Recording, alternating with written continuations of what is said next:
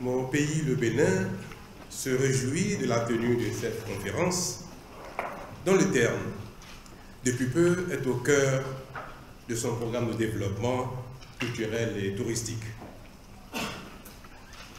Depuis 2 ans, en effet, le Bénin s'est engagé dans un important programme de développement du secteur de la culture et du tourisme pour augmenter son potentiel d'attractivité, d'investissement dans un secteur réputé porteur de développement socio-économique.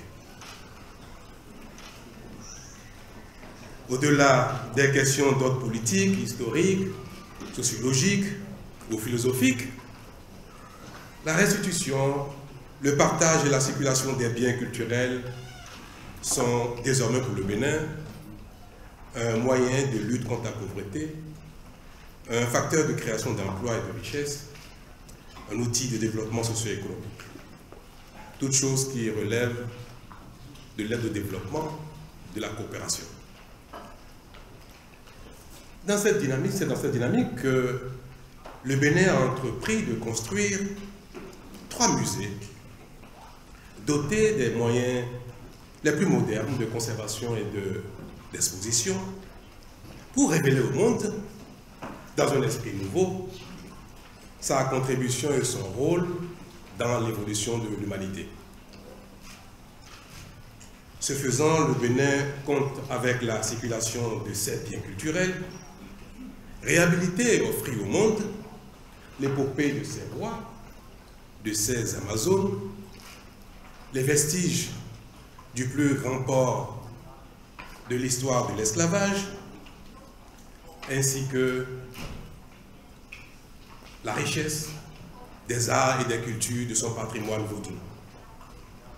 Une telle ambition, comme on peut l'imaginer, exige de la volonté des actions fortes au plan de la coopération internationale. Et dans cet esprit, que le gouvernement du Bénin a formellement saisi le 26 août 2016 les autorités françaises d'une demande de restitution de ces biens culturels patrimoniaux détenus dans les musées français. Ces biens uniques et exceptionnels dont l'histoire a du mal à être comptée avec aisance dans leur milieu actuel de rétention, n'attendent qu'à être retournés dans leur environnement naturel en vue de leur renaissance. Mesdames et messieurs, vous convenez avec moi que ces biens ont une âme et que, revenus sur leur terre de création, exposés parmi les leurs, là où tout est en cohérence avec leur essence et où leur histoire révèle davantage leur grandeur que leur asservissement. Que ces témoins exceptionnels de notre histoire vivront enfin le rayonnement que vivent leurs semblables des autres contrées de ce même monde.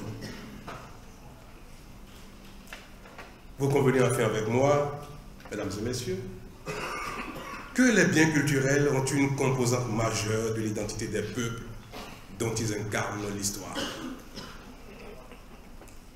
De ce fait, ils doivent rester la propriété de ces peuples tout en continuant d'être accessibles à toute personne en quête de découverte et de savoir.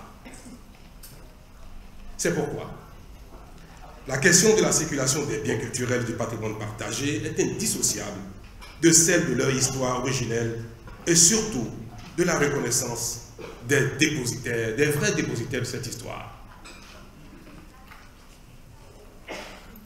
Mesdames et messieurs, bien que les uns et les autres aient évolué dans l'approche réparatrice de cette question, il n'est pas superflu de rappeler à notre attention le consensus que traduit la résolution 3187 de l'Assemblée générale des Nations unies, qui stipule que la restitution constitue une juste réparation du préjudice historique. Dans ce même esprit, je m'en voudrais de ne pas rappeler l'appel du directeur général de l'UNESCO il y a déjà 40 ans en faveur du retour des biens culturels à ceux qui les ont créés. Pour sa part, le Bénin reste convaincu d'une chose. Quelles que soient les circonstances historiques de délocalisation des biens, la coopération, le partenariat reste le moyen le plus efficace pour leur renaissance et leur rayonnement durable au profit de tous.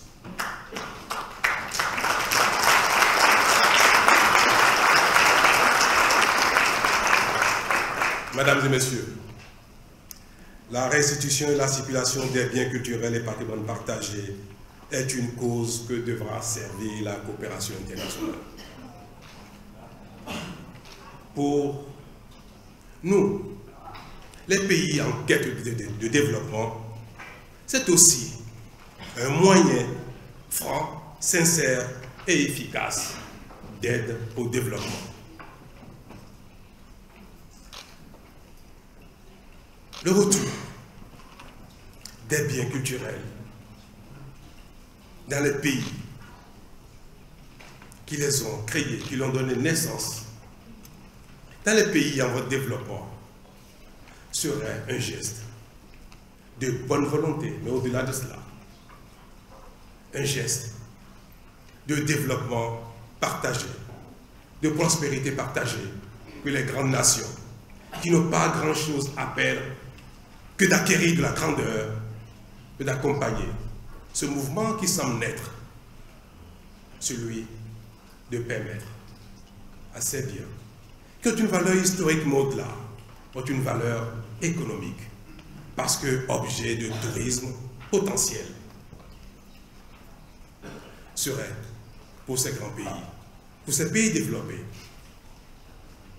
un acte, un geste de coopération efficace.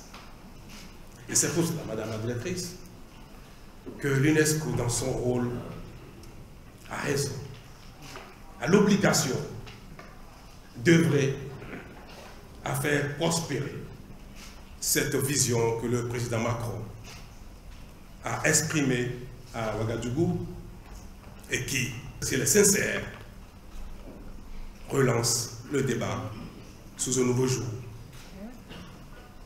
Je ne doute pas que les éminents spécialistes, décideurs intellectuels du monde entier ici réunis trouveront l'inspiration nécessaire à la bonne formulation des recommandations et approches qui permettront de relever un défi désormais à notre portée, celui de la renaissance de certains biens culturels.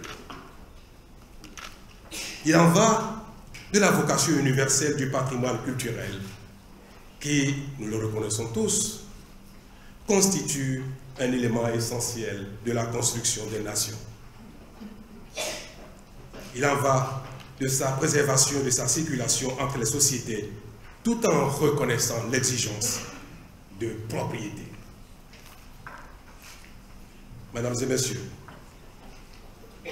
il en va enfin du dialogue approfondi entre les États, tant ces biens culturels sont porteurs d'identité, de diversité et d'enrichissement mutuel, facteurs de bien-être partagé, de cohésion et de paix. Je voudrais de cette tribune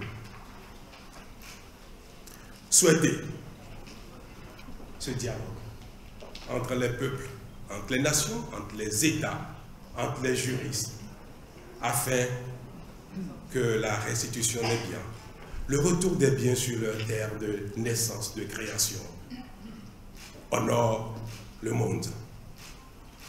Je souhaite plein succès à vos échanges. Je vous remercie pour votre attention.